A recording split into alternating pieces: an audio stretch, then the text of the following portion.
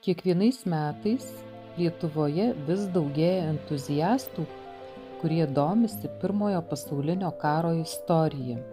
Daugelis puikiai žino Kauno fortus ir žino, kad šis miestas XIX amžiaus pabaigoje ir XX amžiaus pradžioje buvo miestas tvirtovė. Tačiau tik tai nedaugelis žmonių yra girdėję, kad tuo pat metu miesto tvirtovės statusą Lietuvoje turėjo dar vienas miestas. Tai yra Alytus. Aš dabar kaip tik ir atvykau prie pirmojo forto Alytuje.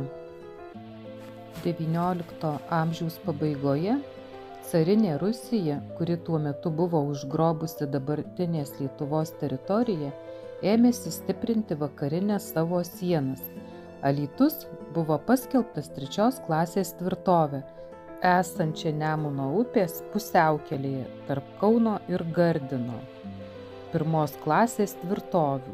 Mieste rekonstruoti ir naujai buvo nutiesti plentai, užtikrinę greitą ir gerą susisiekimą su aplinkiniais miestais.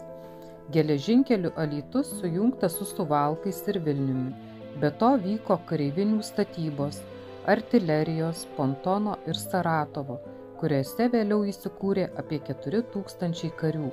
Kareivinės Alytuje pastatytos pagal sudarytą 4 fortų tvirtovės planą.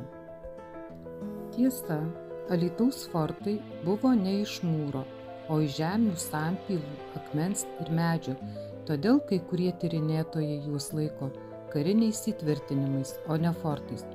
Bet tuo metu jie buvo vadinami fortais.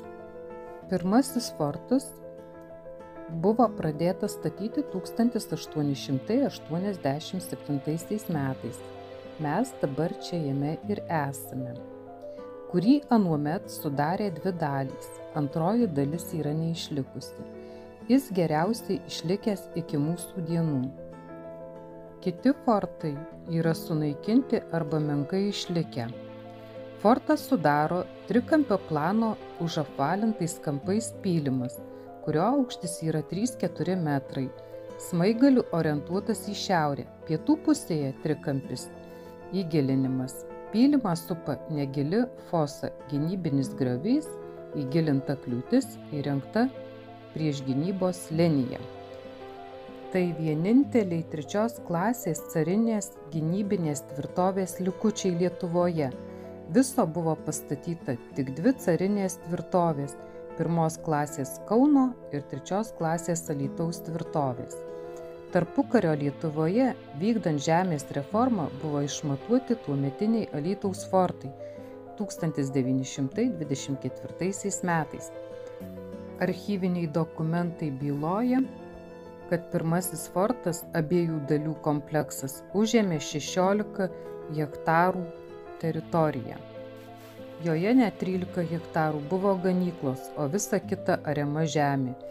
Vieną speiguotą 1965 m. sausio sekmadienį antrasis fortas buvo susprogdintas. Po 4 metų jo vietoje išdygo Alytaus medvilnės kombinatas su tų laikų modernia valgykla dabartinėje Pramonės gatvėje. Kokio forto būta galima tik spėlioti. Tuose pačiuose archyviniuose dokumentuose rašoma, jog forto teritorija buvo 8 hektarų žemė, kurioje jis stovėjo, buvo valstybės nuosavybė ir buvo išnuomota. Trečiasis fortas buvo dabartinio pastato Udrijos gatvėje 38 namo vietoje. Tai mažiausias fortas, kuris užėmė 4,7 hektaro plotą. Jis vietinių buvo vadinami Šlapiuoju, viena jo dalis buvo pastatyta pelkėje. Yra pasakojama, kad tarpukario Lietuvoje ulonai, kurių pulkas buvo apsistojęs mieste, šio forto teritorijoje mokė šokti žirgus. Tuomet tai buvo atoki vieta ir tik vienas kitas smalsuolis galėjo pamatyti tokių mokslų subtilybės ir paslaptis. Tarp 3 ir 4 fortų buvo 3 km atstumas, todėl nuo 3 forto nutolusi maždaug kilometrą šiauriau nuo senojo Simno kelio ant keliuko dabartinio Žiedo ir Amatų gatvių teritorijoje buvo įsikūrusi baterija numeris 4. Baterija artilerijos pulko dalis, kurią sudarė 2-3 ugnies būriai, turėję 2-3 pabūklus, čia būdavęs valdymo skyrius ir ten galėjo būti 3-4 priešakinių stebėtojų bei žvalgybos grupės, saugojusi galimą priešo puolimą iš vakarų.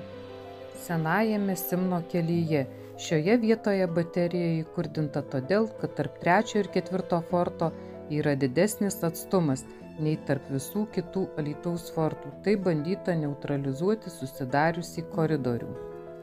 4. Alytaus fortas yra įsikūręs prie pat senojo kelio Alytus Eirėjai. Fortas apardytas pailgo apskritimo formos, juosiamas keliomis žemesnėmis sampylų eilėmis. Už jų fortas apjaustas maždaug 3-4 metrų aukščio žemių sampyla, pietvakarinė forto dalis apgadinta. Čia visiškai nėra išlikusių sampylų. Šis fortas tiesiausiu keliu buvo sujungtas su artilerijos kareivinėmis, kurios įsikūrusios dabartinėje Pulko gatvėje. Dėl Alytaus fortų buvo sugriauta Miroslovo bažnyčia 1914 metais. Vyko karo veiksmai ir vokiečiai ėmė spausti rusus. Pastarieji suprato, jog nuo Miroslovo bažnyčios bokštų kaip ant delno matyti Alytaus tvirtovė. Kad šiuose bokštuose vokiečiai neįrengtų sekimo punkto, prieš atsitraukdami rusai abu Miroslovo bažnyčios bokštus susprogdino ir bažnyčią sudegino. Įdomus yra faktas, jog fortus buvo uždrausta fotografuoti, tačiau piešti niekas nedraudė. Tvirtovės komunikacinės sistemos formavimas ir fortų statyba turėjo teigiamą poveikį XIX amžiaus pabaigoje Alytaus miesto augimui. Kuriant 3 klasės tvirtovę Alytuje buvo nemažai investuota, tačiau prasidėjus Pirmajam pasauliniam karui, carinės Rusijos armija Alytų atidavė be mūšio, tik besitraukiant susprogdindami visus miesto tiltus. Tai šiandien tiek. Iki naujų susitikimų. Iki.